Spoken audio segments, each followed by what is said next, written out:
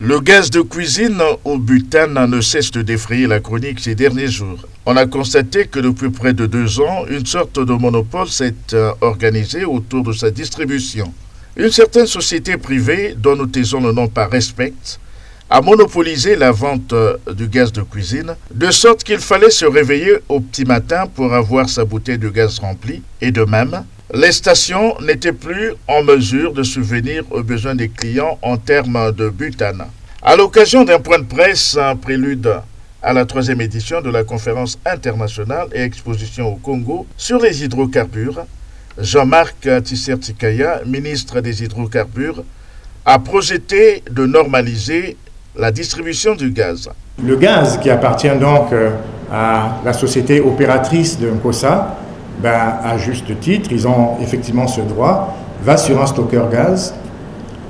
Ensuite, ce gaz, après le stockeur gaz, va sur les marchés, le marché international. Après le marché international et donc plusieurs intermédiaires. Ce gaz, pour une partie, va du côté de Port-Gentil, chez Géogaz. Et la société qui est chargée d'apporter du gaz au Congo achète le gaz de la République du Congo à Libreville, à Géogaz, et le réimporte en République du Congo avec les taxes que nous connaissons. Voilà le type d'aberration auquel nous faisons face et nous sommes engagés le plus rapidement possible à corriger ces aberrations.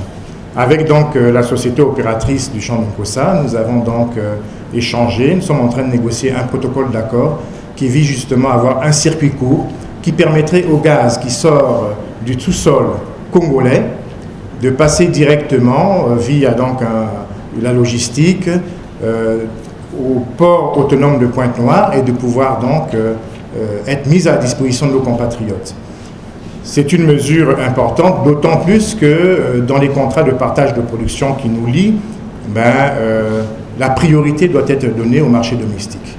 Dieu merci, après la désacralisation de cette société ayant obtenu le monopole de la vente du gaz, les choses semblent entrer dans l'ordre comme par le passé.